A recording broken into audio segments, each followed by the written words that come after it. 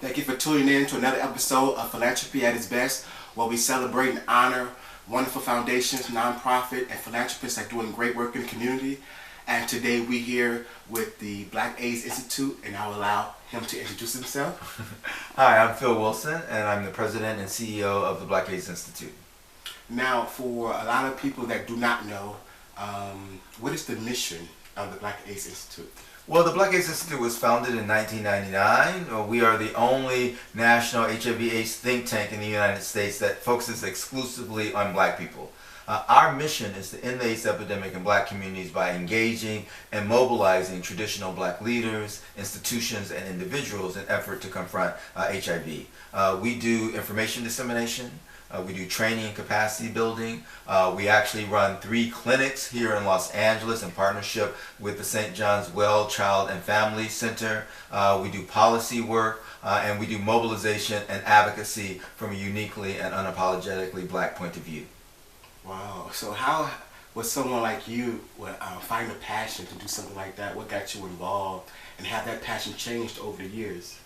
Well, certainly the passion has changed. I don't think it's diminished over the years. I got involved in HIV and AIDS because it's very personal. You know, I am not only an advocate, I'm a person who's been living with HIV now for 35 years. I was infected when I was 24 years old. My doctors had given me 6 months to live.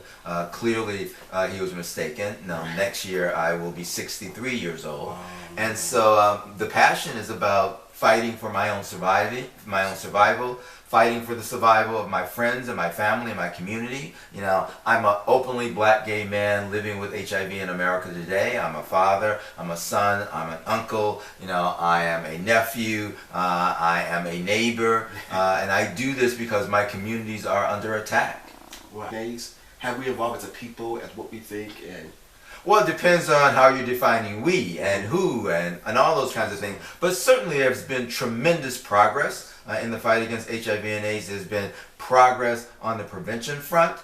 Today, we have the ability to interrupt transmission of HIV, you know, through treatment as prevention, helping people who are living with HIV get on treatment, eliminates the possibility of transmission. We can interrupt acquisition of the virus, prevent people from getting infected, even if they're exposed. It's called PrEP, 1 pill a day. There's been advances on treatment, you know. Early on in the epidemic, people were taking 5, 6, 12, 20, 25 pills. Now, some pills you took in the morning, some pills you took with meals, some pills you took in the afternoon. And at the end of the day, they didn't really work. Today, some people are on 1 pill a day. Today, if you find out you're HIV positive and you go on treatment, the operative is going on treatment, you can live a normal lifestyle, a normal life expectancy. So we have advances in treatment. We've also had some advances and some 2 steps forward and 1 step back in policy fronts. The Affordable Care Act was a huge advantage, an advancement in fighting HIV and AIDS. Now, the current administration is trying to erode those advances and trying to repeal the Affordable Care Act. We've also had some advances in stigma.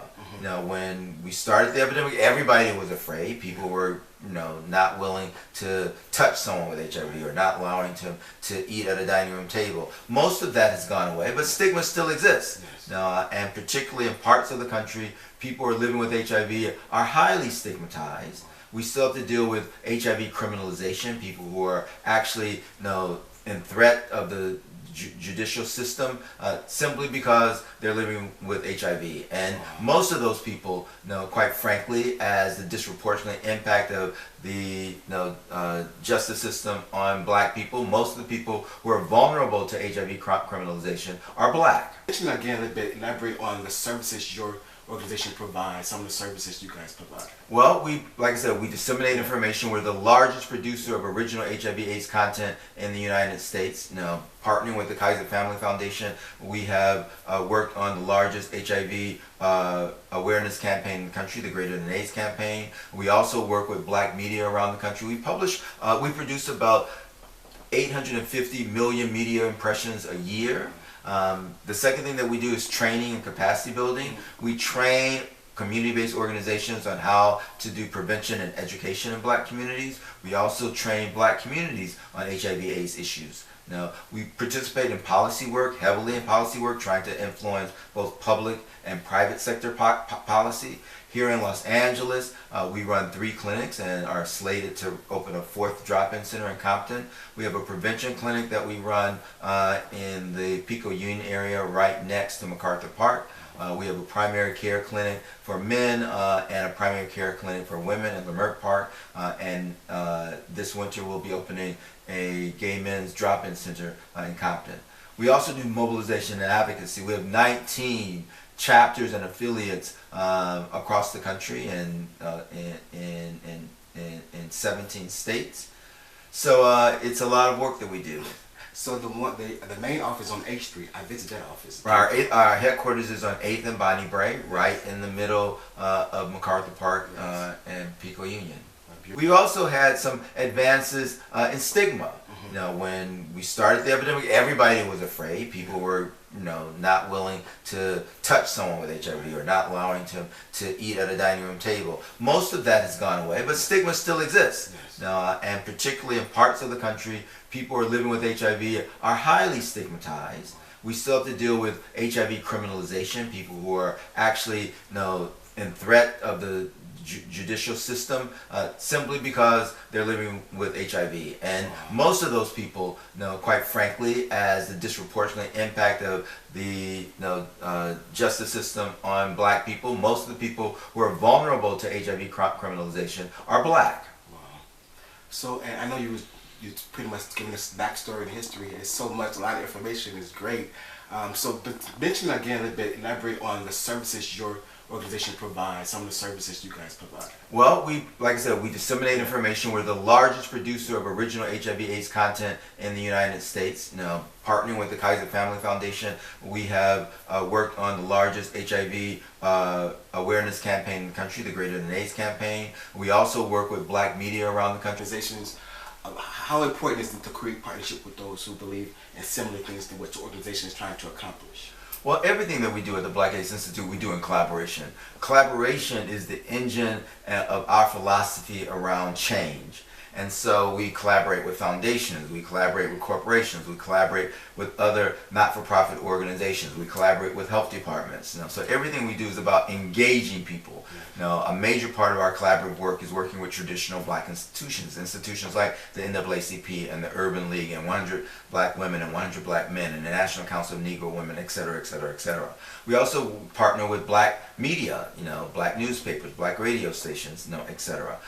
In addition to that, we partner with other AIDS service organizations, around the country. Like I said, we have 19 chapters and affiliates in 17 states around the country. Wow.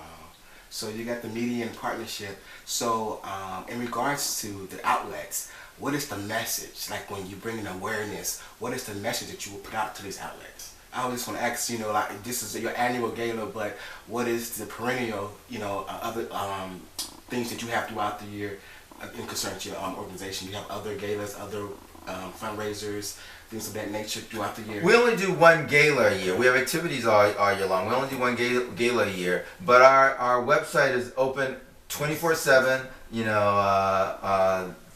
all year long, and people can make donations to www.blackaids.org.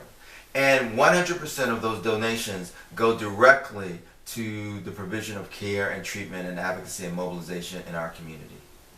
All the information will be up on KingSolomonEntertainment.com. All the information will be there. The contact will be there. And I want to thank him so much for having me, and just continue to support the wonderful cause and bring awareness and just make a difference and just continue to evolve in this. And thank you so much for watching, and thank you for having me. You're welcome.